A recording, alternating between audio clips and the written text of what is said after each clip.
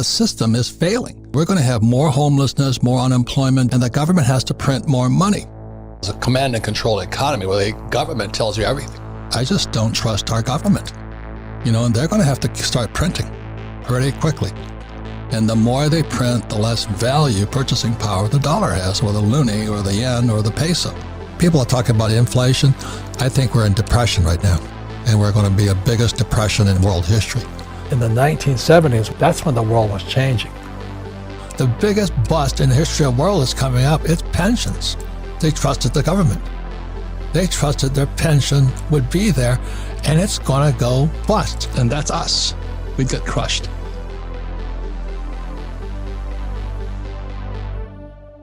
Welcome back, ladies and gentlemen. This is the Bearable Bull here. And I got this aggressively average content for you today. As a piece of frustration that I've been experiencing, along with everyone else in crypto, is how the mainstream media is giving Sam Bankman-Fried softballs. This man stole billions of dollars, and the only person on the planet trying to hold him accountable is BitBoy in the Bahamas. Sam, where are you? We're looking for you. We just want to talk, Sam. I know that's where you're at, buddy. It's okay. Sam, in all seriousness though, we just want you to come tell your story. Unblock me on Twitter. Come tell your story. Let's talk. I'll come up there. I'm not scared y'all are going to kill me. It's going to take a lot for y'all to do that. I just want to talk. That's all. Or you can come out down here. It's fine. You can come out down here. We're down here, buy some yachts. I mean, check out these nice yachts over here. That's a famous yacht right there. But we're just out here. That's all we want, man. Just come talk.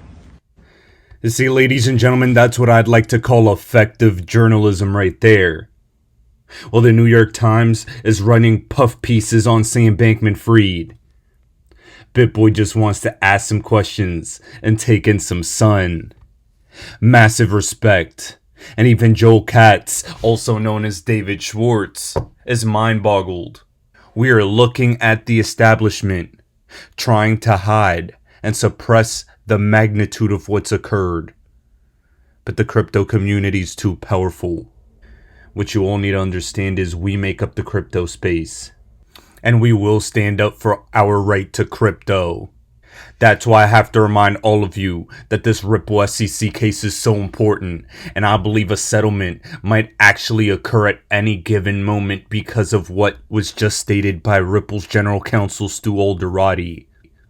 Ladies and gentlemen, Stu Alderati stated as part of its continuous watchfulness over the SEC, Congress is entitled to information, including about investigations to make sure the agency is not abusing its limits of power or diminishing Congress. This is so important. Stu Alderati is essentially calling on Congress to investigate, come into this case. Intervention is possible from the highest levels of government in this Ripple lawsuit right now. A settlement with Gary might be the most rational conclusion right now. There's too much heat, and Ripple is going to leverage those Bill Hinman emails to their advantage to try and get this case to conclude quickly. Something I've always told all of you is XRP is the best digital asset ever created. But Ripple and XRP like to move last when it comes to bull markets. But when it finally does move, it moves the fastest and the highest. XRP did not get a full-blown bull run during 2021. The reason was because of this SEC case. But in my opinion, based on the type of system the New World government is trying to implement, I can tell that XRP is about to play a major role in the next price appreciation cycle for the crypto market. Brad Garlinghouse is over here confirming conspiracies on CNBC. And I want you all to take a listen, because we've always been correct. But let me ask you a slightly different question, because, I'm probably the biggest conspiracy theorist around this desk here. and I'd love to know what you think about this. We've seen the blockchain and use of the blockchain progress, even as there's been this whole other stuff going on with FTX and so on and so forth. And in the background, the blockchain has been adopted for CBDC experiments. You know, the Bank of France issued a bond with it, and so on and so. So it's happening. Is there a story here or a narrative where every time one of these blow-ups happen, it solidifies the case for the authorities to ring-fence digital and crypto around a CBDC, and your industry dies unless you get on board with a government-mandated, central bank-controlled digital currency? That was an excellent question, and I want you all to pay attention to how Brad Garlinghouse answers. Read between the lines, guys. This is important. I view these as separate pieces. Central bank, CBDCs, central bank digital currencies, I think may have a role in the future of crypto. Ripple has publicly announced several countries we're working with, where countries, to your point, are doing pilots and testing, issuing central bank, really stable coins of a fiat on the XRP ledger. Those are countries like Romania and Bhutan. Right now, I view those as tests. Separately, I mean, those are all stable coins, right? They're tied to a fiat. Separately, obviously, you have cryptocurrencies like Bitcoin, like XRP, that trade independent of any fiat. I don't view as one versus the other. And Ripple has always taken the point of view that these are complementary. We're trying to work with the industry. And at the end of the day, if you have a plethora of CBDCs, you still have the need to settle from the British pound to the Argentinian peso. And we're really trying to position XRP, because it's so scalable, because it's so cheap per transaction, so fast, as that bridge asset. And if we can make the entire global economy more efficient for global trade by using that bridge asset, because again, the core of what Ripple's solving, today a cross-border transaction, typically viewed as SWIFT, is slow, it's expensive, it's error-prone. We should not rely upon technology from literally 50 years ago. Ladies and gentlemen, let's make something clear. They're live in real time, moving away from the SWIFT US dollar dominated system. We can see how countries are positioning against the US dollar right now. Turkey is in talks to give up $10 billion in funding from Qatar. Saudi Arabia is in talks to deposit $5 billion into the Turkish central bank. What do these two countries have in common? They're interested in joining the BRICS nations. The BRICS nations are currently creating an international settlement system away from SWIFT and the US dollar as the global reserve currency.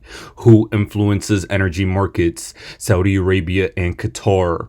Who's looking to become an energy hub? Turkey.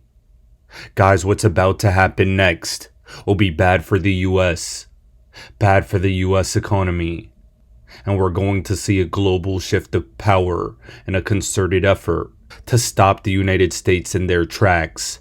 But the only thing that the US has that they can leverage against the world is that Ripple is an American company and XRP is US technology. Of course, XRP is cross-border on the internet.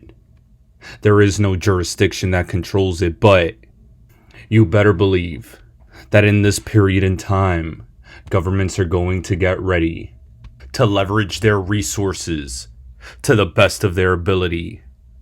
I think XRP has positioned itself to be the plumbing of the new global financial system and to make sure it works properly. And now that all of us have made it so close to the finish line, we have to mentally prepare for the generational wealth and estate planning that goes into that. The XRP army needs to be at a point where they've become multimillionaires and billionaires in their minds already before they even get their money, because it's going to happen. All tides will rise with Ripple and XRP adoption. The governments are going to get the system that they want, but the XRP community is going to get the freedom, the financial freedom we all deserve.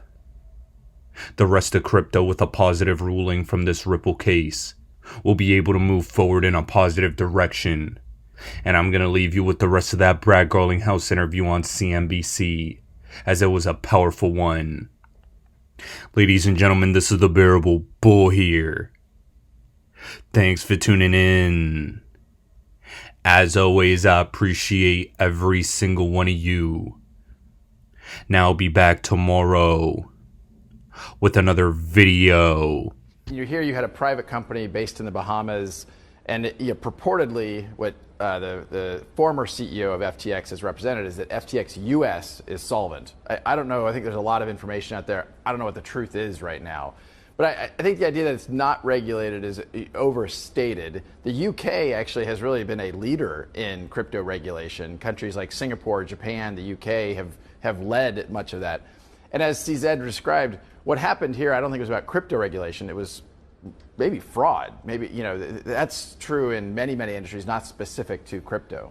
But I mean, like, I was talking to my colleagues here, and I said, but I was going to ask you the first question is, are you a crook, Brad? Because I don't think you are for 1 minute. No, I genuinely, we've spoken on many occasions. But the problem is, what I think, whether you are or not, or whether SBF is or not, or whether CZ is or not, it's irrelevant. And that protection that comes from the regulation that you and Karen were just discussing there surely would take out the guessing whether when you put your money in this wallet or you invest in this product, whether it is being run by crooks. And you're absolutely right. There is a lot of fraudulent activity in all kinds of financial products. But it does appear that crypto is attracting more than its fair share of crooks.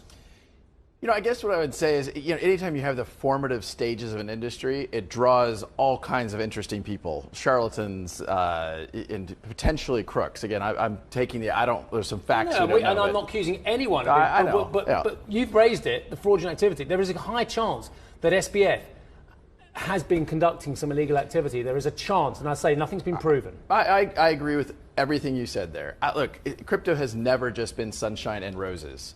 I think crypto as an industry needs to mature. You and I have spoken a number of times, and I think Ripple has always tried to be very corporate focused, very much. And frankly, even though we are a private company and not regulated in certain ways as a public company, we're extremely transparent. Starting 5 years ago, we started publishing quarterly reports around everything we see going on in XRP markets. We publish how much XRP we sold, how much we own. These aren't things we're required to do. We do it because transparency builds trust. And if we want the industry to not not go through some of these things, we need to continue. So work with Gary rather than against him. Why can't you guys bury the hatchet and find a way forward that you can make it a regulated product? This is Gary Gensler I'm talking about, the CFTC. Well, look, the United States, interestingly, is the only country on the planet that thinks that XRP is a security. We operate we're actually growing leaps and bounds outside the United States. 95% of our customers are non-US. Just this week, we announced our key kind of product using XRP. It is now live into Africa. So we continue to grow.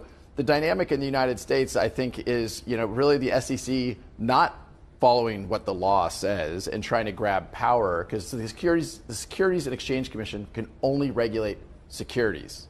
If these aren't securities, then they can't regulate that. I think you're seeing someone try to power grab as opposed to work constructively with the industry. Frankly, there is a process for the SEC to do rule making, public comment, to create rules. Enforcement, trying to regulate through enforcement is not constructive for any industry.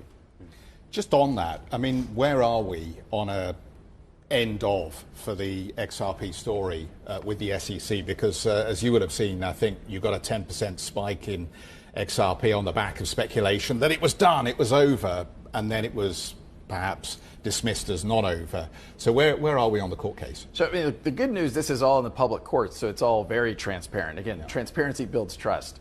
The motions for summary judgment have been filed. They will be fully briefed in front of the court. It's in the Southern District of the Southern District of New York. I'm probably getting that slightly wrong, but that'll be done by the end of November. So the case will be before the judge by the end of November. The question is, how long does a federal judge take to make a decision on this case? It could be 2 months, it could be 6 months. We don't know. My best guess is certainly in the first half of next year there'll be closure here. And this is a truly pivotal case for the crypto industry in the United States. The United States is still the largest economy. I think we all in the crypto industry should care how this goes. But this really is the SEC trying to say this is all us. Gary Gensler has said he views nearly all crypto as securities. But frankly, he hasn't gone after a Coinbase. If he thinks all crypto securities, well, that means Coinbase is